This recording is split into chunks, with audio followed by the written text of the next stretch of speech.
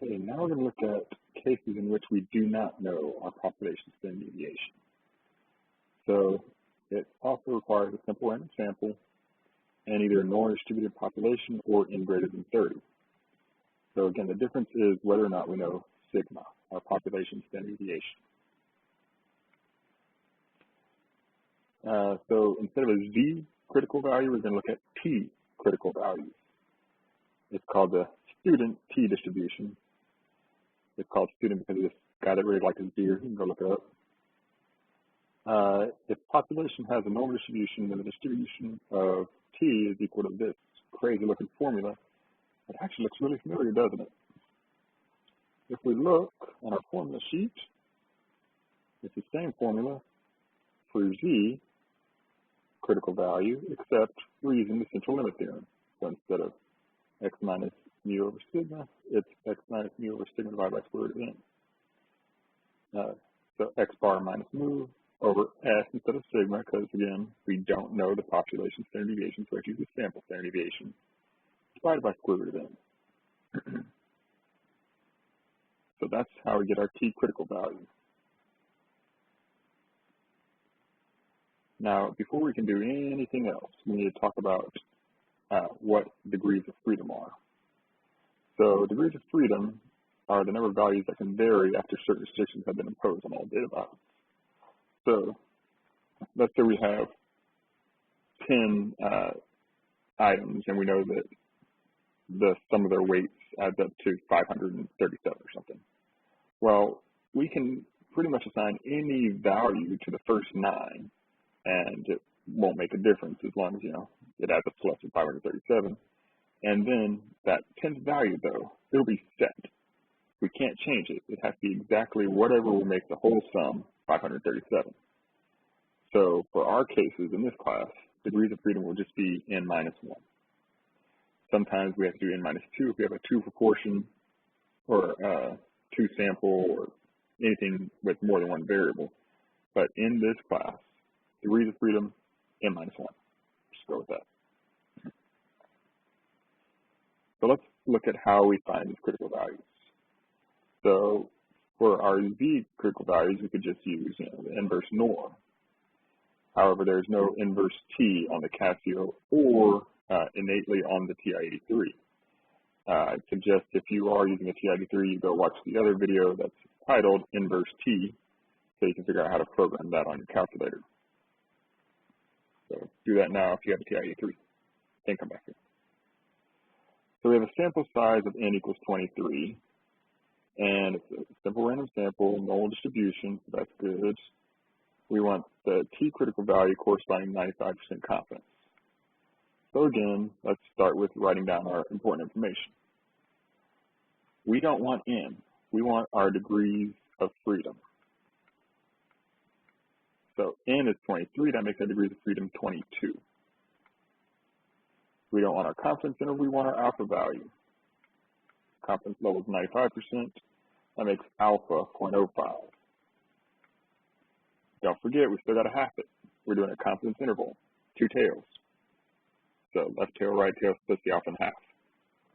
0.05 divided by 2 is 0.025 is what we're going to look up on our t distribution chart. So here's the chart. Scroll all the way to the bottom. The second to last page, I think. Yeah, here's the t values.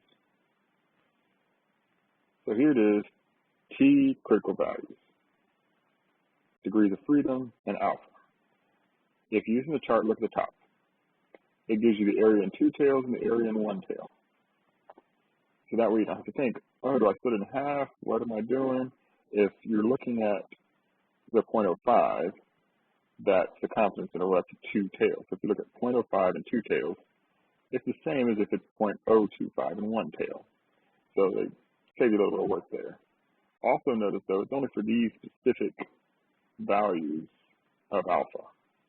So you can't get just any random alpha value for these.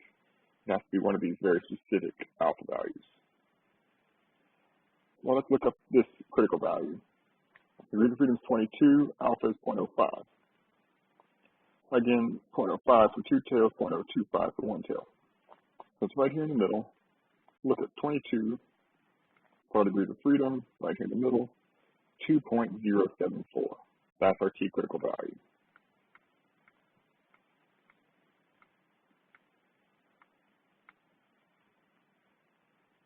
There it is. Now, if you do have a TI-83 and you programmed it already, I'll just walk you through using that program again. So you turn your calculator on, you hit the program button. Should be the only program in there. If you have multiple, select whichever one you named it as, inverse T for our cases. Hit enter to get it on the screen. Make sure your screen is clear beforehand. Enter again, and ask for alpha, 0.05. Always give it the alpha value and not the alpha over 2, because it's going to assume you're giving it alpha over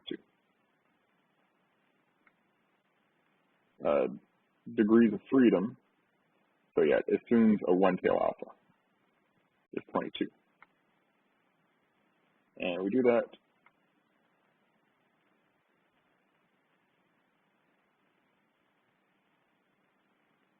No, it assumes a one-tail alpha, sorry. We just gave it the two-tail alpha, and I just told you it assumes a one-tail alpha. So always put in the, there we go. So it's going to assume you're using a one tail. So for one tail, we had to cut it in half, 0.025, and gave us 2.074 for our degree, or for our T critical value, just like the chart did. So in the calculator, it always assumes one tail. Don't forget. If you want to make a menu and program it fancily, you're welcome to do that. Error formula, pretty much the same thing. All we're doing is swapping T for a Z and an S for a sigma. That's it. And the confidence interval, same thing. X bar plus or minus error. So make sure we can use it. That's the first step. Either simple random sample, no distributed or greater than 30 for n. Make sure it's good to go. Use n-1 degrees of freedom and look up your T critical value. Plug in the error formula, and then get the confidence interval out. Of course, using a TI-83, it'll do the confidence interval for you straight away. Same exact rounding rules. Let's give it a shot. Listed in the accompanying stemplot are the ages of applicants who were unsuccessful in winning promotion. There's an important, larger issue of whether these applicants suffered age discrimination, but for now we'll focus on the simple issue of those values as a sample for the purpose of estimating the mean of a larger population. Assume the sample is a simple random sample and use the sample data with a 95% confidence level assigned, margin of error, and confidence interval. So let me go grab that stem chart.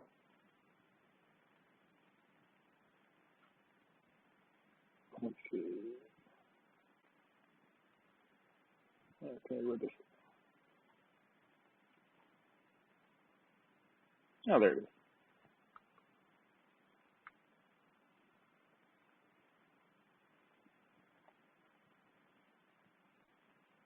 So they could give us data, or they could give us the statistics. Whatever they give us, just use it. If they give us the statistics, then all I have to do is plug in the numbers. If they give us data, we'll need to type it in a calculator one way or another. I did that in the previous video on both calculators, and if you had just a regular old calculator, didn't have any statistics program, I should have to do that too. So for this one, I'm just going to type all these numbers into my TI-83 list and get the mean from that. So write down what we know. And let's see, it doesn't tell us, does it? No, we have to count. So remember, this is how stimuli plot works. This is 34, 37, 37, and 38. So that's 1, 2, 3, 4, 5, 6, 7, 8, 9, 10, 11, 12, 13, 23. So I get n is 23, if I can count. Let's see, 10, 50. Yep. Double check before anything else. I'm just going to type this in list 1.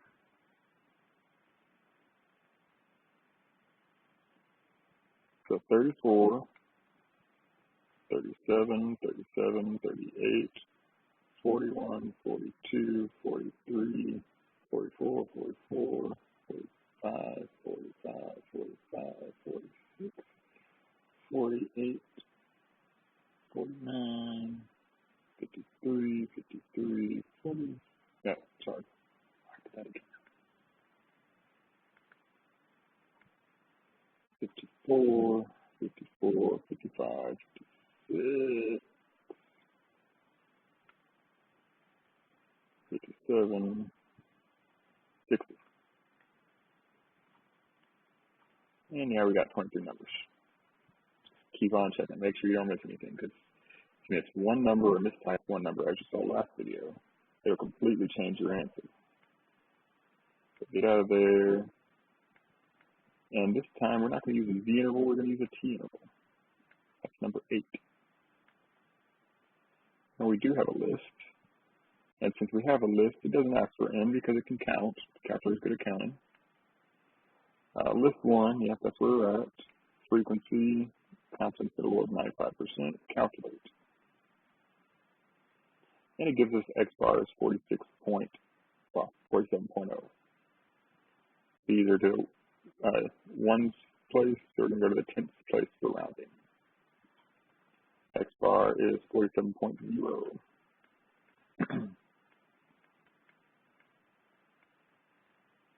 Alpha, we're going to do 1 minus our confidence interval, so 3.05.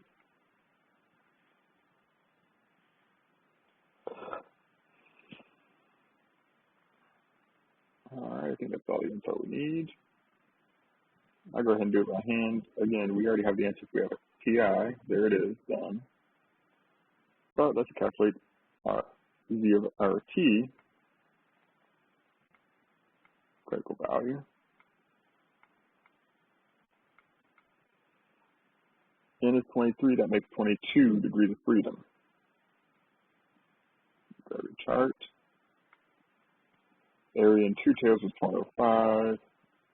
22, oh, we just did that one. Very coincidental. I actually did not do that on purpose. 2.074.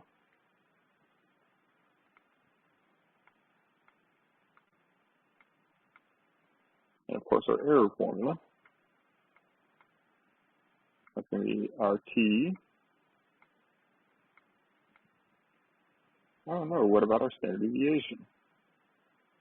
Well, hopefully you have a statistics calculator, because if you have a TI-83, it'll give it to you there. I'll show you how to get that on the Casio in a minute. 7.2.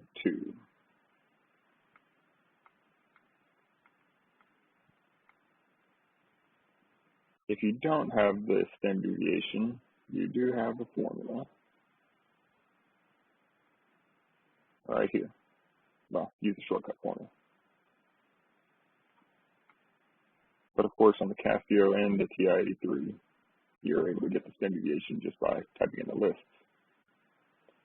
If you are using your phone or some other calculator for some reason, you're going to have to plug in all the information into this formula to get this 7.2 here.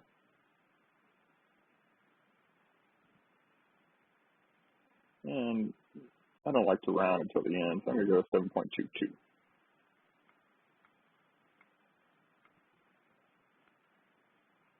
Divide that by the square root of n, right? Look at the formula right here. Error is equal to T of alpha over 2 times S over square root of n. That's what we're using. So that would give us an error of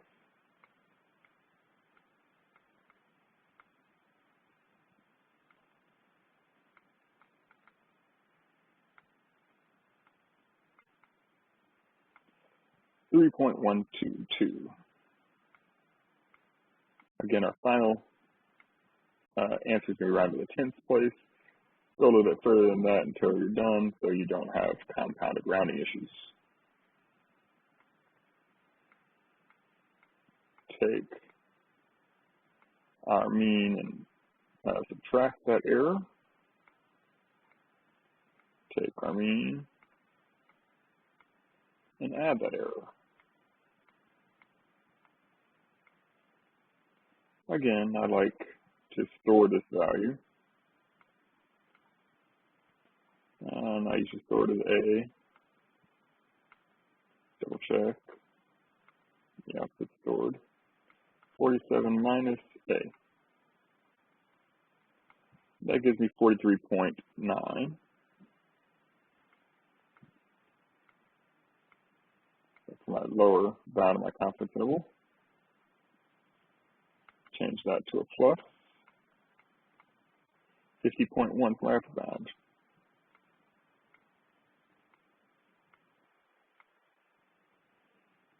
Now, that's how we get our confidence intervals. Process is the same, except for calculating the mean and standard deviation. For standard deviation, you have to do a little bit of work using a Casio.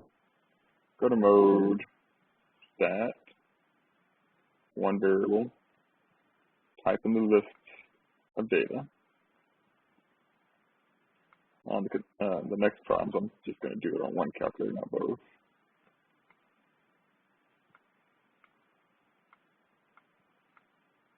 I just want to make sure everyone can see how to do these problems.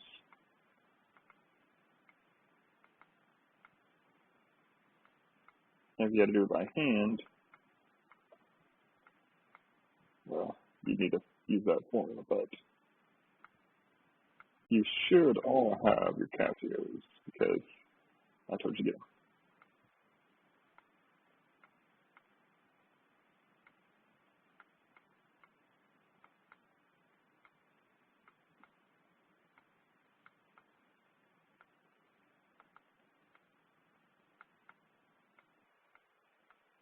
And 60, should be 23 items.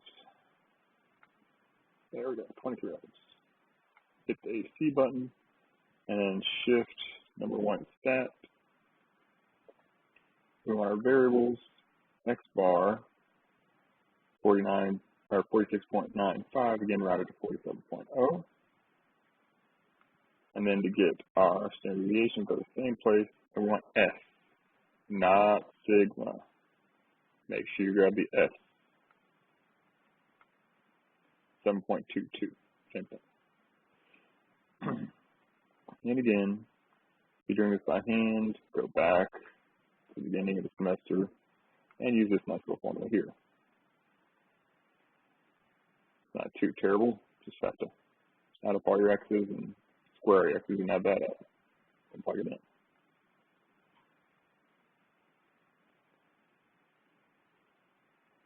So let's compare this interval to what the TI said. Make sure we agree.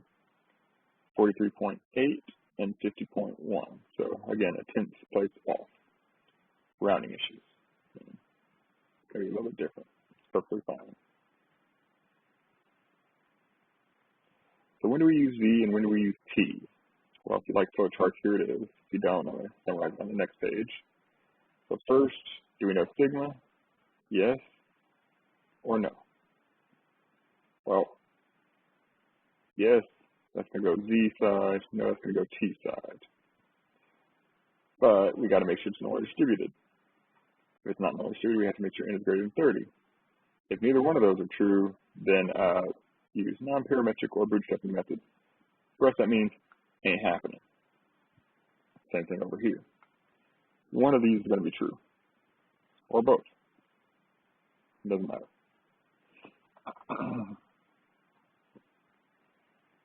So if we know sigma, use a Z. If we don't know sigma, use a T. Done. So make sure n is greater than 30 or you're normally distributed, or both. If you know sigma, Z. Don't know sigma, T. So here we're just going to say, oh, which one do we use, Z, T, or can you do it? So N is 150, so the distribution doesn't matter, N is bigger than 30. And we're given S. We're not given sigma, so we can't use Z. We've got to use a T if it's applicable, and N is big enough, we're good to go, that's a T. Here, N is really small, but the population does have a normal distribution, so we're good to go. Again, we're looking at an S, that's a T. Okay, N's tiny, and the population is not normal. Can't do it. Nope. Here, N is bigger than 30, so we're good to go. Doesn't matter what the distribution looks like, but we know sigma.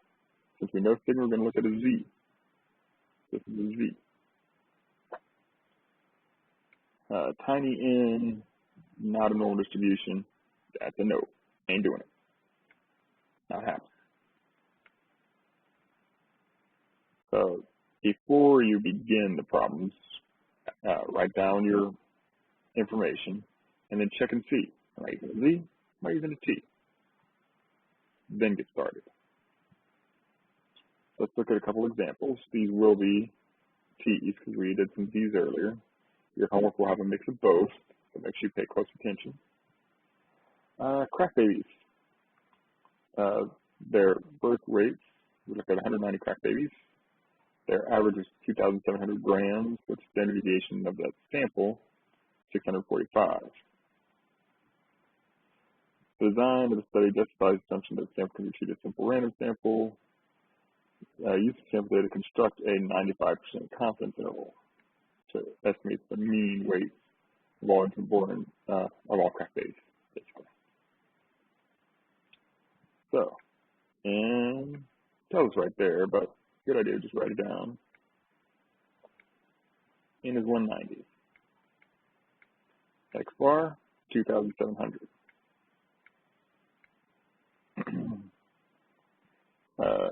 So S, our sample standard deviation, 645. Alpha, 0.05. Don't forget to cut that in half, though.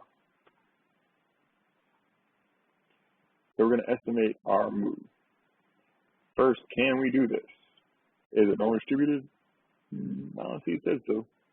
But N is bigger than 30, so we're good to go. Next, let's see, S, not sigma, so we're going to use a T. We're going to look at for a T critical value, alpha over 2. So I'm going to use my TI's program here real quick.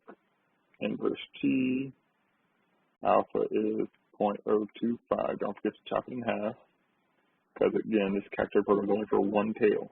So 2 tail, chop it in half for 1 tail. N was 190, so we're going to use 189.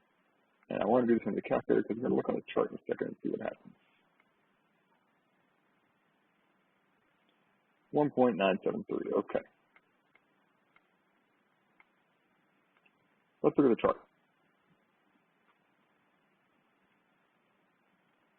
Let's see, it's 190, so degrees of freedom is 180. Calculator. But we don't have a 189. We just don't. So what you do in that case is use the closest one to it. This is 200, that's closest. 0.05 and 2 tails, it's smack dab in the middle. So we're going to look at and use right here, 200, 1.972. Oh man, we're a whole 1,000th place off.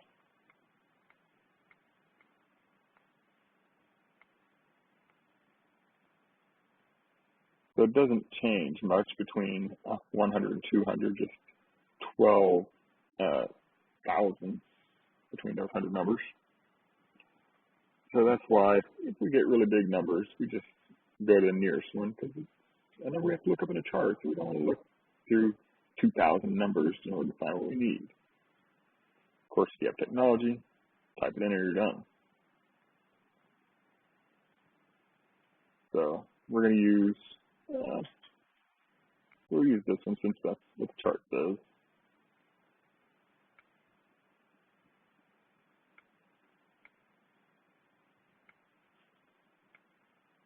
Pretty sure you get the same answer either way, even when rounding. So let's see. You construct a confidence interval. So if we want to, on the calculator, TI, go here, number 8. This time we're looking at statistics. X bar is 2,700.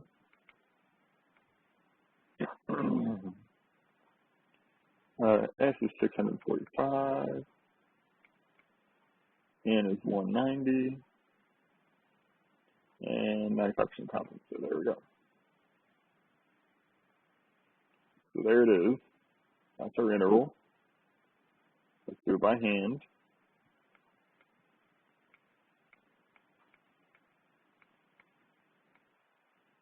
T critical value times S table 6.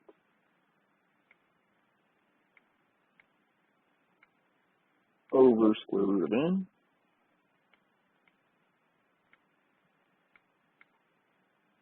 And just type that in here. Make sure you're in mode 1.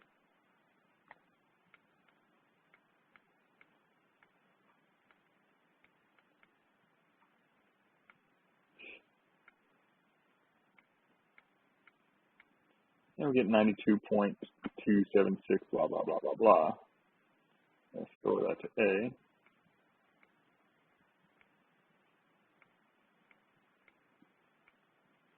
Blah, blah, blah, blah, blah.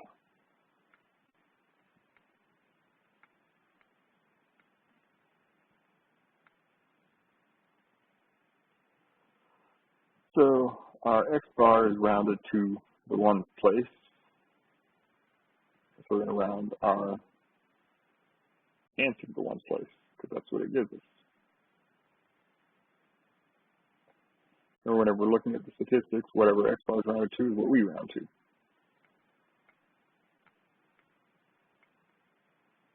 So given the data, we go 1 decimal place past what the data has.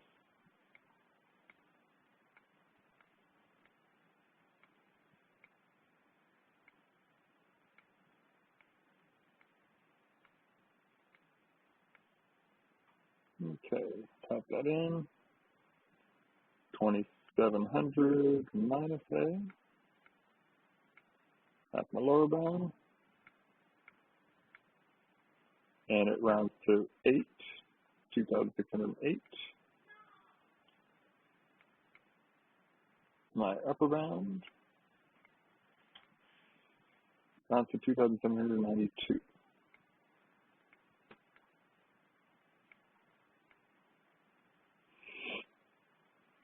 And let's compare that to the TI. 2,608, 2,792. Same thing.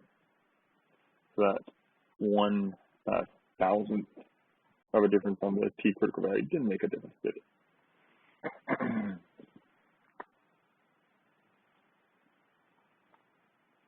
All right. So on either of these, if we need X bar or the error, we do the exact same thing we did for the proportion.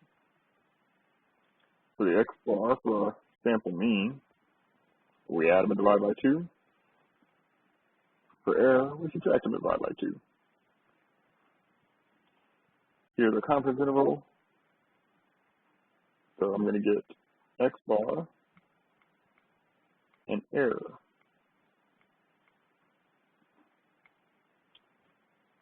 And of course, if you needed to get the error for some reason on the TI and you already had your interval, you could just do the upper bound minus your mean, 2792.3 minus 2,700. That would be 92.3, like we got there.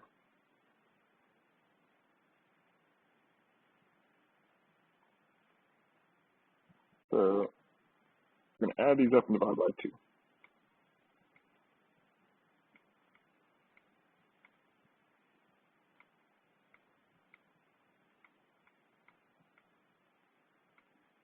I have to hit the plus sign.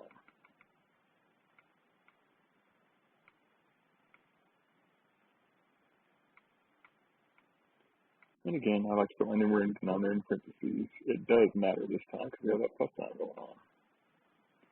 So our mean is 25.6415. These have 3 decimal places, so I'm going to round this one to 3 decimal places. 25.642.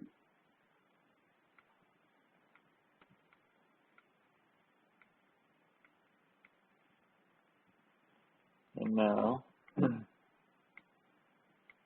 all I'm going to do is subtract these, but I kind of put them in the wrong order, so I'm just going to change the sign on that. We're subtracting them and dividing by 2. If we do that, we get 1.577.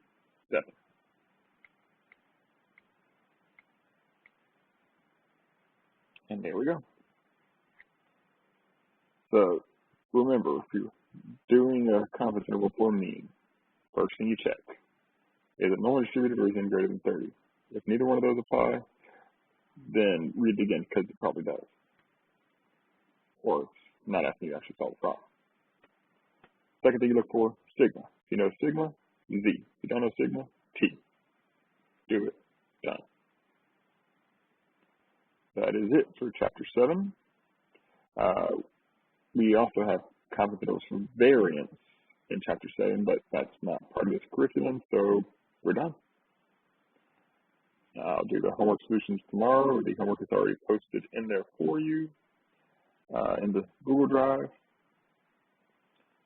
But until then, I'll see you later.